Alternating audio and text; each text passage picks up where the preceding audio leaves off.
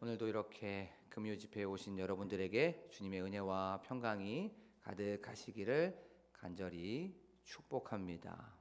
오늘 날씨가 이렇게 추운데도 불구하고 다른 곳에 계시지 않고 그 사명의 자리 또 내 직분의 자리에 이렇게 머무르신 여러분들에게 주님께서 분명히 가장 좋은 것으로 채워 주실 줄로 믿습니다. 우리는 저번 시간에 외모를 보지 않아야 된다는 것에 대해서 나눠봤죠. 그 외모라는 건 뭐 겉모습, 그 당시의 스펙, 학벌, 또 지혜, 지식. 사람들은 이 모든 것들을 보지만 하나님께서는 공평하신 하나님이시기 때문에 이런 것들을 보지 아니하시고 행위대로 심판하신다고 우리가 말씀을 살펴봤어요. 이 행위라는 건 말하고 또 어떤 생각하고 또 어떤 행동이나 자세나 이 모든 것들을 포함하는 거죠. 하나님께서는 그래서 이 모든 것들에 대하여서 그 사람의 행위대로 판결하시고 재판하신다는 것에 대해서 살펴봤습니다. 그렇게 공평하신 하나님, 공의로우신 하나님에 대해서 나눠봤지요. 그리고 또한 예수님께서도 외모를 보시지 않았죠. 예수님께서 함께 다니는 또 함께 있는 사람들이 외모가 그렇게 별 볼 일 없는 사람이었습니다. 그런데 외모는 중요하지 않습니다. 예수님은 바로 그 사람의 중심과 무엇을 보십니까? 잠재력을 보는 거죠. 바로 예수님도 우리의 잠재력을 보시고 하나님도 우리의 행위대로 심판하시는 줄로 믿습니다. 자, 오늘은 나그네 그 첫 번째 시간으로서 나그네는 누구이고 나그네는 어떤 존재이고 나그네는 어떠한 삶을 살아가는지에 대해서 우리가 말씀을 좀 살펴보도록 하겠습니다. 우리 나그네라고 하는 그 일반적인 정의, 사전적인 정의는 이렇습니다. 고향을 떠나 다른 곳에 잠시 머물거나 떠돌아다니는 사람, 방황하는 사람이 바로 나그네예요. 자, 그러면 우리가 딱 생각해 봤을 때 고향을 떠나서 방황하거나 그 자리에서 머무는 그 사람, 우리가 조선시대에 딱 생각하면 큰 거를 쓰고 다니는 그 김삿갓이라고 하는 그 사람을 생각해 볼 수가 있겠죠. 풍류를 즐기면서 또 세상을 즐기면서 사는 사람이 그런 사람이었습니다. 그리고 또 근대에 와서는 박목월이라고 하는 그 시인이 나그네라는 그 시를 지면서 우리가 또 한 번은 들어봤을 거예요.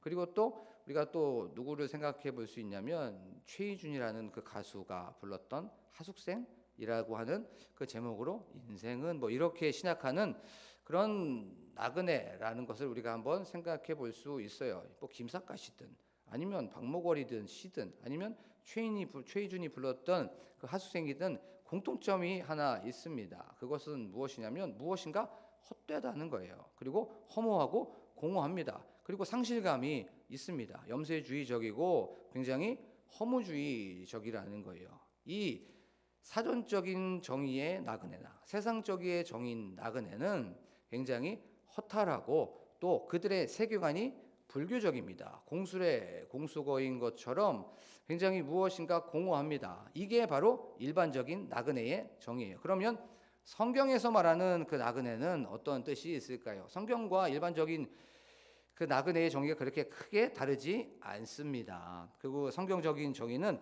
고향을 떠나서 외국 땅에서 잠시 머무는 그 외국인이라는 뜻을 가지고 있어요.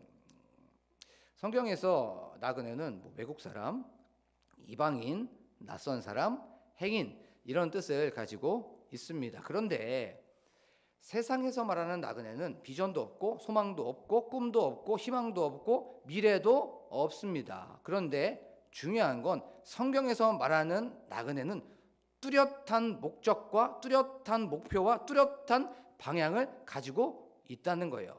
비전도 있고 미래도 있고 꿈도 있고 희망도 있고 바로 모든 소망도 갖고 있는 그 존재가 바로 나그네라는 거예요. 살아갈 이유도 분명하고 살아갈 목적도 확실합니다. 그리고 꿈을 이루기 위해서 목표를 이루기 위해서 열심히 그 목표를 위해서 달려가는 게 바로 나그네라는 거예요. 성경적인 나그네가 바로 이 나그네의 정의라는 거예요. 그리고 또 이 나그네는 올바른 방향을 가지고 정확한 방향을 가지고 바로 잠시 세상에서 사는 사람을 바로 나그네라고 합니다. 성경에서 아브라함도 나그네라고 얘기했었고, 야곱도 나그네라고 얘기했었고, 모세도 다윗도 나그네라고 얘기를 했었어요. 자, 그러면 이걸 한번 쉽게 딱 얘기하자, 분류를 한번 해볼게요. 쉽게 분류를 해보면 세상에서 말하는 나그네는 인생 뭐 있어? 라고 하면서 공허한 거예요. 하지만 성경에서 말하는 나그네는 인생 뭐 있어? 라고 하면서 확실한 목적, 목표, 방향이 뚜렷하고 정확하게 바르게 나타나는 것이 바로 성경에서 말하는 나그네라는 거예요. 그러면 베드로전서에서 말하는 나그네는 어떤 개념일까요? 베드로전서에서 나오는 나그네는 그리스도인, 그들은 돌아갈 곳이 있는 사람이라는 거예요. 돌아갈 것이 있는다는 건 고향이 있다는 거죠. 그들에게 고향은 바로 하늘나라 천국이었습니다. 이 천국을 떠나서 잠시 터키 지역에 소아시아 지역에 있어서 거기에 머물고 있었던 그 사람들이 바로 베드로 전서를 받고 있는 수신자들이었죠. 그리고 여기 이 지역 터키 지역에 있었던 이 나그네는 여기에서 계속적으로 살지 않습니다. 잠시 여기에 머물고 있는 그 나그네들이었던 거예요. 언젠가는 바로 본향, 바로 고향을 가는 사람들이 바로 나그네라는 거죠. 그리고 또한 그들은 외국인, 이방인, 외국 사람, 행인처럼 그곳에서 무엇인가 구별되고 무엇인가 티가 나고 무엇인가 표시가 나고 무엇인가 드러나는 사람들이 바로 나그네였던 거예요. 그러면 왜 베드로전서를 받고 있는 터키 지역에 있는 그 사람들에게 너희들 나그네로 있을 때를 두려움으로 지내라고 왜 말하고 있을까를 한번 생각해 봐야 되겠죠. 그 당시에 주변에 있는 사람들은 나그네처럼 살지 않았습니다.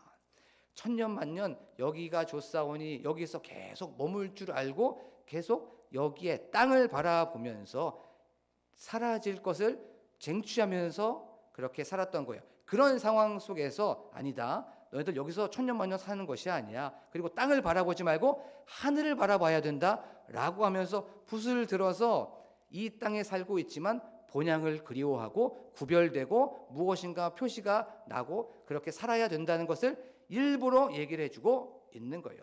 그리고 그들은 어떤 상황이었습니까? 로마의 핍박과 박해를 받고 있었죠. 그리고 이방인의 조롱과 희롱을 받고 있었던 상황이었어요. 그런데 그것은 영원하지 않다라는 거예요. 너네들 지금 힘들지? 너네들 어렵지? 그거 영원하지 않아. 곧 너네들 하나님의 부르심을 받으면 이것은 다 뒤로 하고 진짜 기쁨과 진짜 행복과 평안함이 있는 그곳에서 살게 될 거야 라고 하면서 지금 너네들이 겪고 있는 건 영원하지 않다라고 하면서 나그네는 잠깐 있다 가는 거야 라고 하면서 베드로가 붓을 들어서 편지를 쓴 겁니다. 이제 이 말씀을 우리의 삶 속에서 한번 적용해 볼게요. 그러면 나그네는 어떤 삶을 살아야 하는지를 한번 생각해 보겠습니다. 첫 번째는 나그네는 그리워하는 삶을 사는 사람들입니다. 무엇을 그리워합니까?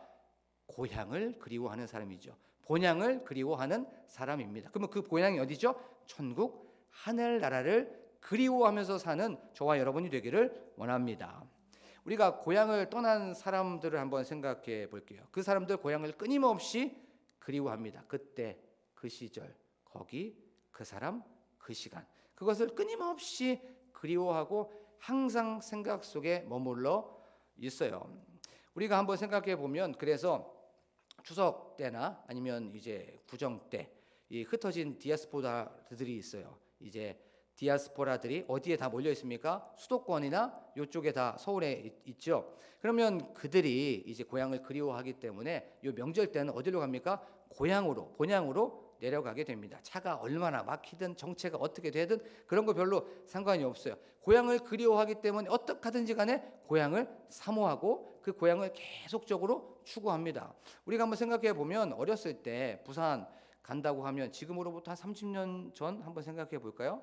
30년 전 부산 가려고 하면 서울에서 부산까지 한 16시간 정도 걸렸던 걸로 제가 기억이 납니다. 그리고 또 서울에서 광주 14시간, 13시간 정도 걸렸던 걸로 저 생각이 좀 나요. 그리고 서울에서 대구 한 10시간, 11시간 정도 걸렸어요. 그렇게 오랜 시간을 걸렸는데도 불구하고 그들은 고향을 그리워하기 때문에, 고향을 또 계속 생각하기 때문에 갑니다. 그렇죠? 왜냐하면 그 고향이 너무나도 이 마음속하고 생각 속에 머물러 있기 때문에 그렇죠. 그리고 어르신들 이제 은퇴하게 되면 이런 말씀을 많이 하시죠. 내가 시골에 가서 살아야지 라고 하면서, 고향으로 내려갈 거야 라고 하면서 그런 말씀을 하십니다. 선교사님들도 그래요. 선교사님들도 이제 목사님들하고 아니면 이제 소통을 하다가 보면 이렇게 말씀을 하십니다. 한국이 너무나도 그립다고, 한국말 하는 사람 보면 너무나도 좋고, 한국 노랫소리, 한국말 하는 사람들 만나면 가슴이 어쩔 때는 뭉클해진다고 얘기를 할 때가 많이 있다는 것을 우리가 듣고 또 압니다. 이것처럼 고향을 떠난 사람은 고향을 그리워하게 되어 있습니다. 히브리서의 말씀처럼 본향을 그리워하고 본향을 찾아가고 본향을 사모하는 그 사람이 바로 나그네라는 거예요. 그래요. 나그네는 그러면 영적인 고향이 있다는 거죠. 그러면 그 고향이 어디입니까? 하늘나라, 바로 천국이라는 거예요. 이 세상에서 살지만 끊임없이 천국을 그리워하고 끊임없이 하늘나라를 그리워하는 사람들이 저와 여러분인 줄로 믿습니다. 그러면 이 말씀을 계속 하늘나라를 그리워하고 있다는데, 이 말씀이 우리 삶 속에 더욱더 어떻게 적용이 돼야 되냐면, 지금 이 시대를 살고 있으면서 어려워하고 있고 내 마음속에 근심이 있고 또 무엇인가 문제가 있고 고난이 있는 사람은 뭘 바라보는 겁니까? 하늘나라를 바라보는 거예요. 그래, 그곳은 슬픔 없지, 그곳은 아픔 없지, 그곳은 눈물 없지, 그곳은 고통 없지 라고 하면서 끊임없이 어디를 바라봅니까? 더 나은 본향을 바라보는 거예요. 지금은 힘들고 지금은 어렵고 지금은 고통스럽지만 하늘나라는 고통 없잖아, 하늘나라는 눈물 없잖아 라고 하면서 그 하늘나라를 그리워하면서 나아가는 저와 여러분이 되기를 원합니다. 그리고 우리가 지금 형통한 사람들도 있을 거예요. 또 평안한 사람들도 있을 겁니다. 행복을 누리고 있는 사람들도 있을 거예요. 그러면 더 나은 행복을 그리워하는 거예요. 그것이 바로 하늘나라에 있는 참된 평안이고 완전한 행복이고 온전한 바로 즐거움이라는 거예요. 지금 평안함 속에 있으면 완전한 평안함이 있는 천국을 그리워하고 하늘나라를 그리워하면서 나아가는 저와 여러분이 되기를 원합니다. 이것이 바로 나그네로서의 삶을 살아가는 것이요. 그리고 나서 더 중요한 게 있어요. 더 중요한 것이 무엇이냐면, 그것을 죽어서 가는 것이 아니라 그것을 이 땅에 살고 있으면서 누리는 거예요. 이 땅에 살고 있으면서 힘들고 어려운 상황 속에서 그 천국을 내 삶 속에서 경험해보고 내 삶 속에서 끄집어 당기는 거예요. 그리고 힘들어하고 있는 사람 반대로 형통하고 있는 사람은 바로 내 삶 속에서도 그 천국을 맛보면서 살아가는 거예요. 그런데 그걸 언제 느낄 수 있습니까? 예배를 드리면서 느끼는 거예요. 예배를 드리면서 우리가 천국을 그리워하고 천국에서 있을 그 평안함과 기쁨과 즐거움을 바로 이 예배 자리에서 경험하는 저와 여러분이 되기를 간절히 소망합니다. 이게 첫 번째, 나그네는 바로 하늘 천국을 그리워하는 삶을 사는 거예요. 자, 두 번째, 그러면 나그네는 어떤 삶을 살까요? 그건 바로 소박하게 사는 삶이라는 거예요. 나그네는 잠시 머물러 있다가 본향으로 가고 고향으로 가는 사람입니다. 이 기간은 잠깐 동안 있는 거고 잠시 동안만 있는 거죠. 그래서 우리는 이 가운데 있으면서 소박한 삶을 사는 여러분이 되기를 원합니다. 말씀을 준비를 하면서 우리나라의 최고령 할머니, 할아버지가 누구일까를 좀 생각을 해보고 자료를 찾아보게 되었어요. 근데 지금 현존하고 있는 최고령 할머니가 한 분 계십니다. 그 할머니가 전라도 광주에 사십니다. 그분이 1903년생이에요. 1903년생. 그러면 118세를 지금 살고 계시고 있으신 분이시죠. 이분이 5월 달에 투표까지 하셨어요. 총기와 아직까지 지혜가 충만하신 것 같더라고요. 여기에 계신 우리 성도님, 장로님, 우리 권사님, 집사님 장수하시고 건강하게 오래오래 천수를 누리시면서 하나님의 은혜를 경험하는 여러분이 되기를 원합니다. 하지만 그 118세 된 그분도 이 세상에서 영원히 살지 않지요. 언젠가는 떠나게 되어 있습니다. 우리가 시편, 우리가 너무나도 잘 아는 말씀 90편 10절 말씀, 우리의 연수가 70이요 강건하면 80이라도 연수의 자랑은 수고와 슬픔뿐이니 신속히 가니 우리가 날아가니이다 라고 하는 이 말씀을 우리가 알 수가 있습니다. 그래요. 여기에서 천년만년 살 것 같지만 우리는 하나님이 부르시면 떠나가게 되어 있습니다. 이게 바로 나그네의 삶이라는 거죠. 우리는 고향이 있고 이 땅에서의 삶은 잠깐 머무는 삶이라는 거예요. 해외에 만약에 이제 여행을 간다고 한번 생각해 볼게요. 해외 여행에 가면 우리는 여기에서 집이 있습니다. 그러면 거기 가서 필요하고 중요한 것만 사게 되죠. 거기에서 집 사고 거기에서 차 사지 않습니다. 왜냐하면 거기선 그거 다 놔두고 가야 되기 때문에 그런 거죠. 그거 다 놔두고 다시 돌아와야 됩니다. 그래서 필요하고 중요한 것만 거기에서 사고 그것을 융통하게 되어 있지요. 우리의 삶도 그렇습니다. 우리는 잠깐 머물고 잠깐 여기에서 살고 가고 있기 때문에 필요하고 중요한 소박한 것만 우리의 삶 속에서 소유하는 저와 여러분이 되기를 원합니다. 우리가 한번 지금 그러면 자신의 삶을 한번 점검해보고 질문해봤으면 좋겠어요. 잠깐 머물고 있다가 가는 이런 상황 속에서 그런 삶을 살고 있었는데도 불구하고 너무나도 많이 내가 움켜쥐려고 하지 않았는지를 한번 생각해 봤으면 좋겠습니다. 천년만년 살 것처럼 영원히 살 것처럼 그렇게 우리가 생각하고 있지는 않았는지, 충분히 있는데도 불구하고 감사하지 않고 더 채우려고 하지는 않았는지를 한번 생각해 보는 저와 여러분이 되기를 원합니다. 오늘 베드로전서를 썼던 그 베드로, 소박한 삶을 살았다는 것을 우리가 알 수가 있습니다. 예를 한번 들어보죠. 사도행전 3장에 보면 한 재미있는 이야기가 하나 나오죠. 성전 미문에서 나면서부터 한 번도 걸어보지 못한 사람이 한 명 구걸하고 있었습니다. 그래서 사람들에게 이제 돈을 받으면서 생활을 하고 있었지요. 근데 오후 3시쯤에 베드로와 요한이 이제 성전에 들어가게 되었습니다.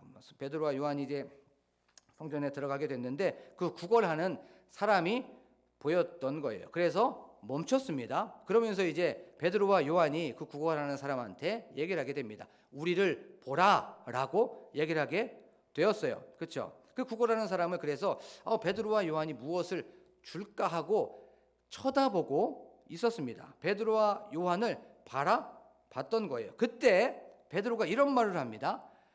은과 금은 내게 없거니와 라고 성경은 말씀하고 있어요. 그렇죠? 그런데 이걸 한번 조금 재미있게 한번 해석해 보면 은과 금은 없거니와 라고 말하고 있어요. 거지는 구걸하는 사람은 분명히 베드로와 요한의 말을 들었어요. 우리를 보라고. 그런데 은과 금은 자기에게 없대요. 사기 맞은 거죠. 내가 앉아서 가만히 있다 보니까 보자 하니까 나를 보자기로 보이나? 가만히 있다 보니까 내가 가만히로 보이나? 라고 생각했을 거예요. 사기를 맞은 겁니다. 거지 입장에서는. 그렇죠? 은과 금은 내게 없거니와. 분명히 베드로는 소박한 삶을 살고 있었던 것을 알 수가 있어요. 하지만 그는 신앙적으로는 소박하지 않았습니다. 육적으로는 조금 소박하게 살 수 있었지만 신앙적으로는 전혀 소박하지 않았어요. 뭐라고 이제부터 얘기합니까? 내게 있는 것을 내게 주노니 나사렛 예수 그리스도의 이름으로 일어나 걸으라 라고 말씀하고 있는 것을 보게 됩니다. 나사렛 예수, 보잘것없고 초라해 보이고 별 볼 일 없는 그 이름 나사렛 예수 그리스도. 세상이 봤을 때는 초라한 그 이름이었어요. 하지만 나사렛 예수는 하나님이시고 또 그리스도시고 메시아이시고 하나님의 아들이신 줄로 믿습니다. 그 이름은 능력의 이름이었고, 그 이름은 권능의 이름이었고, 그 이름은 구원의 이름이었고, 그 이름은 회복의 이름이었던 거예요.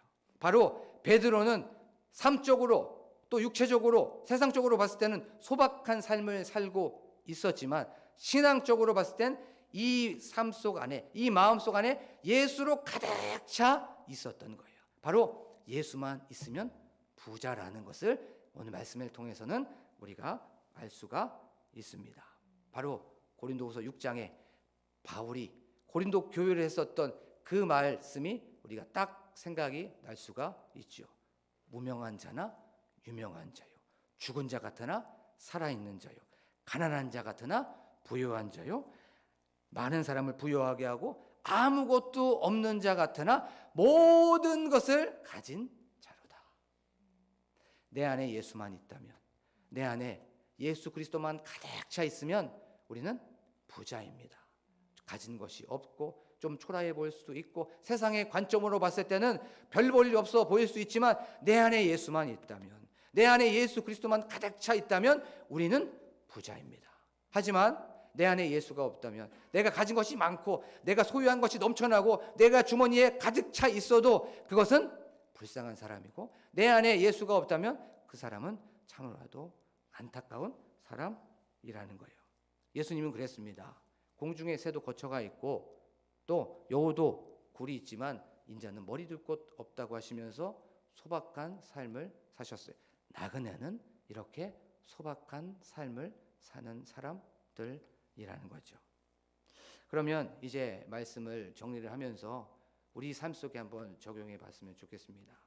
나그네는 소박한 삶을 살아야 된다는 걸 알고 있으면서도 불구하고 내가 더 많이 소유하고 더 많이 모으려고 혈안이 되고 있지는 않았는지를 한번 생각해 봤으면 좋겠습니다.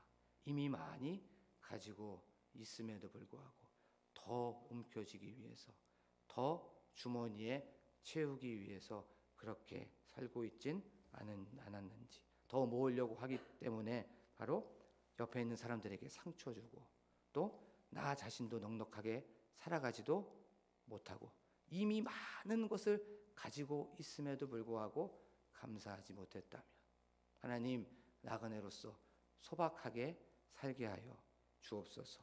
그리고 나그네로서 그리워하면서 살아가는 저희들이 되게 하여 주옵소서라고 우리가 찬양하면서 나아가기를 원합니다.